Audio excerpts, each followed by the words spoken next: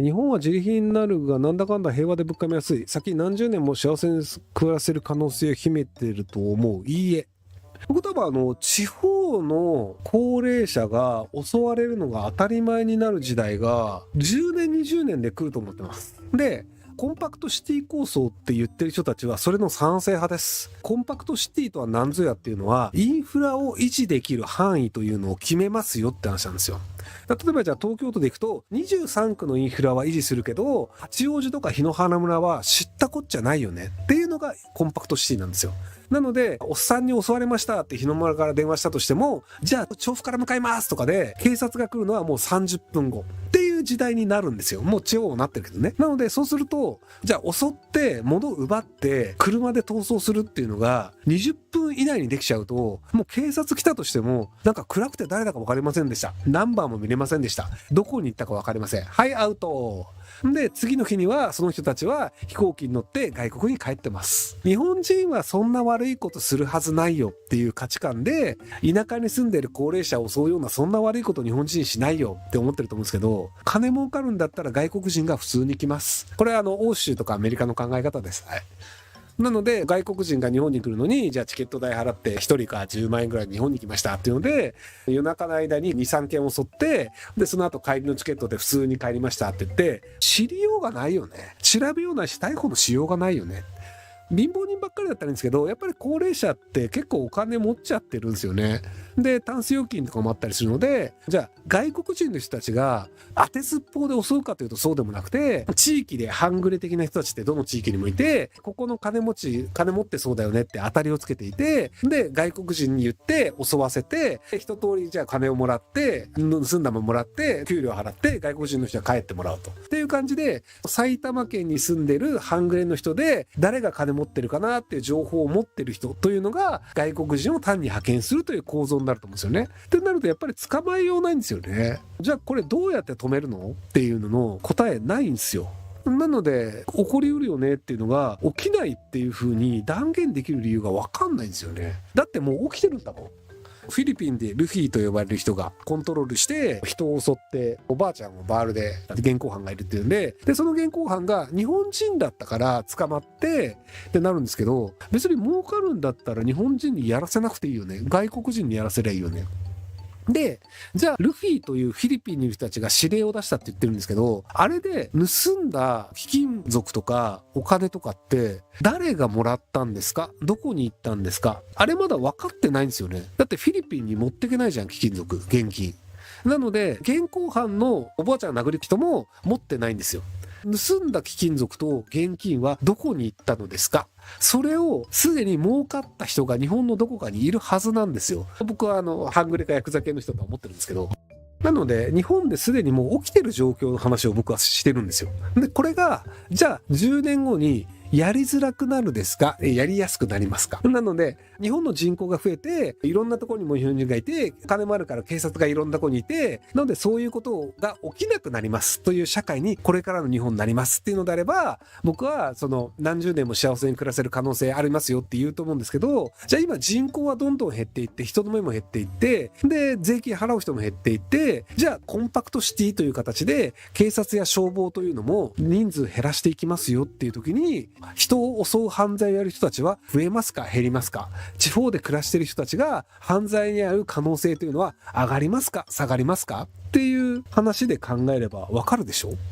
なので何十年も幸せに暮らす可能性というのは難しいんじゃないかなというふうに思いますけどね。そうなった方がいいよねっていう願望と実態は違うんですよ。何十年も暮らせる日本になってほしいよねっていうのであれば僕もそうですよねなんですけど、ただじゃあ知り合いのおじいちゃんとかおばあちゃんがなんか山奥で一人で暮らしたいんだけど銀行とか信用できないから家にそれなりの金目のものとか置いときたいとか、おしゃれが好きだから宝石とかっていうのも家にあるんだよねって言ったら絶対やめとけって僕は言いますけどね。24歳の政治経済無茶のところです。最近毎日のように石破政権を批判する X が流れてくるんですが、ひろきさんどう思いますか？僕は日本が好きなので伝統が壊れるとも民度が下がるのも嫌なんです。日本の未来のためにも何をすべきか何とご教授いただければ幸いです。いやー、その昔ながらの日本をそのまま維持するために何も変えない方がいいよねというのも伝統なんですよ。なので紙の保険証を残し続けるのも伝統なんですよ。自分が残したい伝統というのは何なのか。で、これは変えてもいいものは何なのかというのを自分自身で決めた方がいいと思います。何も変えない、今まで通りですっていうのがいい人たちっていうのが立憲民主党に多分投票すると思うんですよね。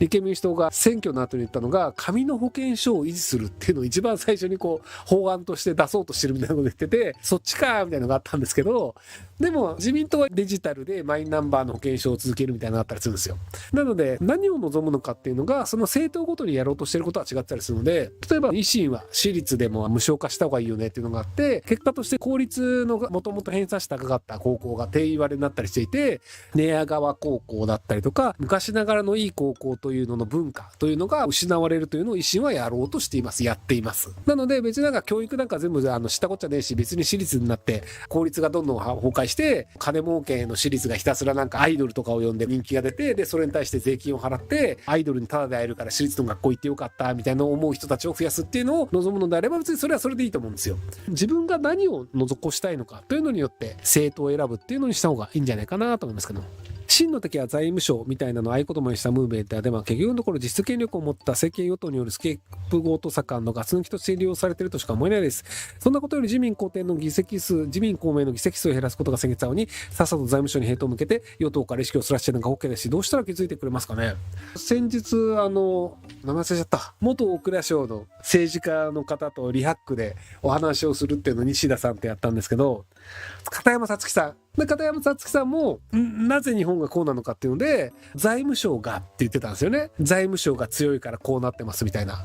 頭のいい人なので構造上は自民党がやれることはあるとは思うんですけど、でも財務省がっていうと、自民党は悪くないんだ、財務省が悪いんだって思う人がやっぱ一定数いるので、財務省って言っとけば責任逃れられるよねっていうのはあるので言ってるんだと思うんですよね。なのでそういう意味でいくと、自民党公明党はやっぱり賢いな、庶民というのでやっぱり頭の良くない人はいっぱいいるので、自民党公明党に原因がないんだ、財務省なんだっていう人がいたら、そうだ財務省だっていうのに乗っかっちゃうっていうのがあって、結果として自民党公明党がずっとそのままで、特に財務省を変えないというのが維持されてしまうっていうのがあるんですけど、間違った判断だとしてもそれは有権者が望んだことなので仕方ないよねっていうのが国家運営だと思うんですよ。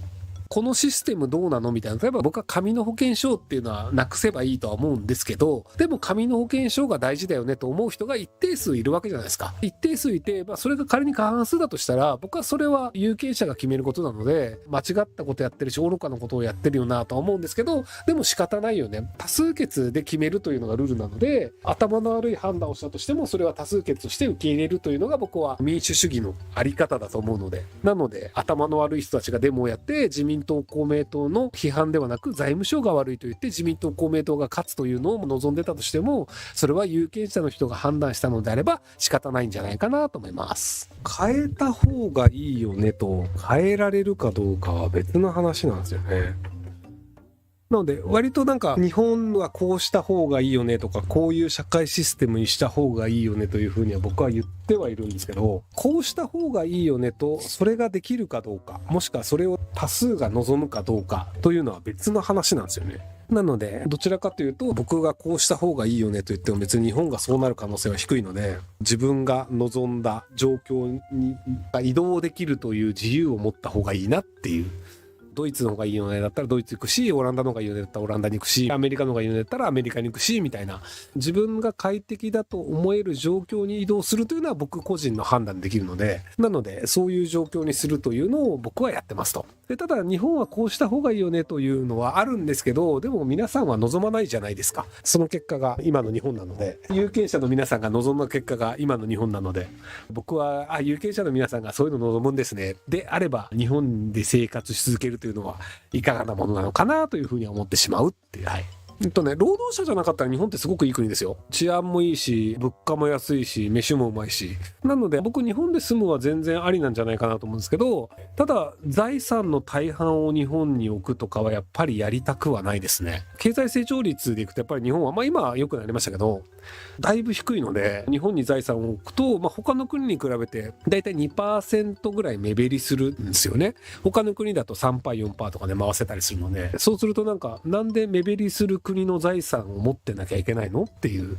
例えばじゃあ銀行に預けてますっていうので、じゃあ三菱 UFJ に預けるとじゃあ 3% にしてもらいますと、住友銀行に預けると 0.1% です。どっちに預けますかっていうので、それは 3% の三菱 UFJ に預けない。なんでわざわざ利率の低い住友銀行に預けなきゃいけないのっていう感覚なんですよ。今すぐ現金使います、だから日本円が必要ですとかであれば日本の財産持つべきだと思うんですけど、財産って別にどこに置いたっていいんですよ。世界中、外国の株でもいいし、外国の不動産でもいいし。なので自分にとって利率がいいところに置いといて、必要な時にじゃあ日本でお金使うんだったら日本円に変えるし、フランスで使うんだったらユーロに変えるしっていうので、なので財産というのは勝手に誰かが増やしてくれるところに置いた方が得なんですよ。なのになんで日本に置き続けてんのっていう。住友銀行好きだから住友銀行の 0.1% の利子が好きなんですとかあったらお好きにどうぞって僕は思うんですけど、ただ